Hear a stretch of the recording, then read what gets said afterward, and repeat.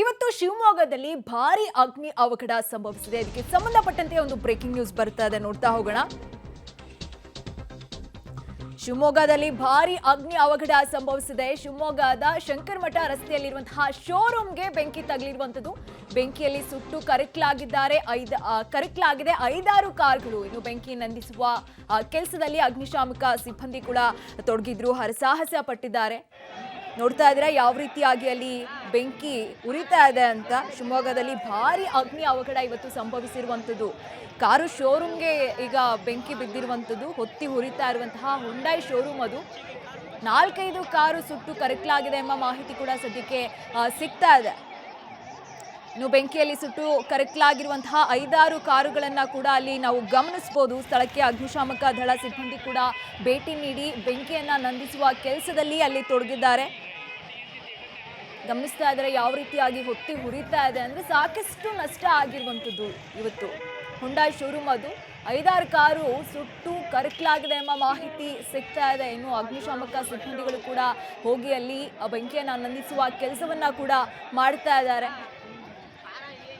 ಆದರೆ ಇದು ಕಮ್ಮಿ ಪರ್ಸೆಂಟೇಜ್ ಅಲ್ಲಿ ಸುಟ್ಟಿರುವಂಥದ್ದಲ್ಲ. ಅದು ಹೆಚ್ಚಾಗಿ ಬೆಂಕಿ ಆವರಿಸ್ಕೊಂಡಿರುವ ರೀತಿ ನೋಡಿದ್ರೆ ಅಲ್ಲಿರುವಂತಹ ಕಾರು ಎಲ್ಲ ಕೂಡ ಸುಟ್ಟು ಕರಕಲಾಗಿದೆ ಎಂಬ ದೃಶ್ಯ ಇವಾಗ ನಮಗೆ ಕಾಣಿಸುತ್ತಾ ಇರುವಂಥದ್ದು.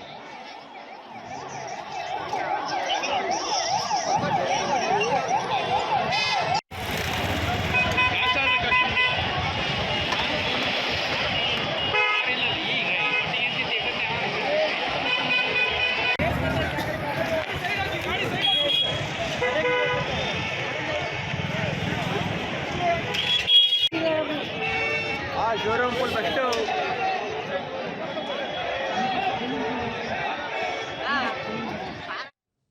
ಈ ಬಗ್ಗೆ ಡೀಟೇಲ್ಸ್ ಕೊಡ್ತಾ ಹೋಗ್ತಾರೆ ನಮ್ಮ ಪ್ರತಿನಿಧಿ ಶಶಿಧರ್. ಯಾವ ರೀತಿಯಾಗಿ ಇಲ್ಲಿ ಬೆಂಕಿ ಹತ್ಕೊಳ್ತು, ಏನಿದೆ ಡೀಟೇಲ್ಸ್ ಅಂತ? ಖಂಡಿತವಾಗಿಯೂ ಚಂದನ, ಮೇಲ್ನೋಟಕ್ಕೆ ವಿದ್ಯುತ್ ಶಾರ್ಟ್ ಸರ್ಕ್ಯೂಟ್ ನಿಂದಾಗಿ ಒಂದು ಬೆಂಕಿ ಅವಘಡ ಸಂಭವಿಸಿದೆ ಅನ್ನೋ ಒಂದು ಮಾಹಿತಿ ಕೇಳಿ ಬರ್ತಾ ಇದೆ.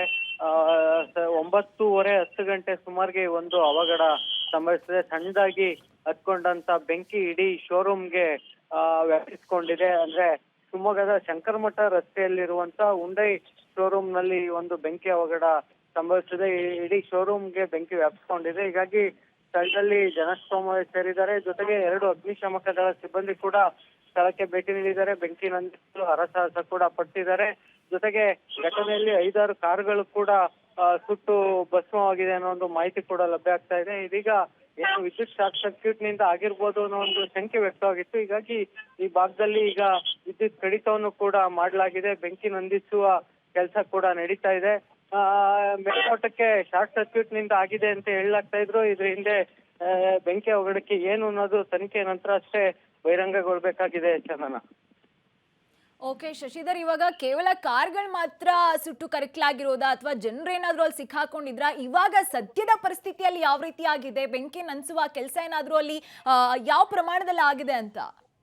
ಖಂಡಿತವಾಗಿ ಚಂದನ, ಶೋರೂಮ್ ಕ್ಲೋಸ್ ಆದ ನಂತರ ಈ ಒಂದು ಅವಘಡ ಸಂಭವಿಸಿದೆ. ಅಂದ್ರೆ ಸಾಮಾನ್ಯವಾಗಿ 7:30 ಸಮಯಕ್ಕೆ ಶೋರೂಮ್ ಕ್ಲೋಸ್ ಆಗುತ್ತೆ. ಶೋರೂಮ್ ಕ್ಲೋಸ್ ಆಗಿ ಸಿಬ್ಬಂದಿಗಳು ಕೂಡ, ಅಲ್ಲಿನ ಕಾರ್ಮಿಕರು ಕೂಡ ಎಲ್ರು ಮನೆ ಕಡೆ ತೆರಳಿದ್ರು. ಮನೆಗೆ ತೆರಳಿದ ನಂತರ ಈ ಒಂದು 9:10 ಗಂಟೆ ಸುಮಾರಿಗೆ ಈ ಒಂದು ಅವಘಡ ಸಂಭವಿಸಿದೆ.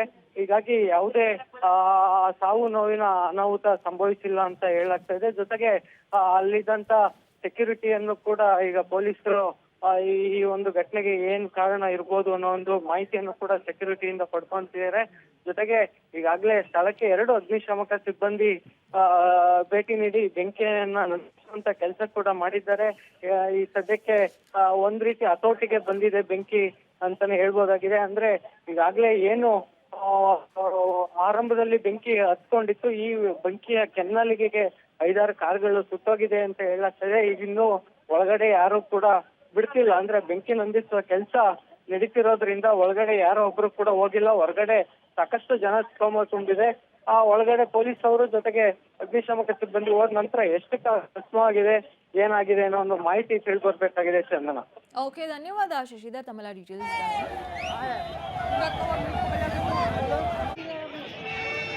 Showroom full best.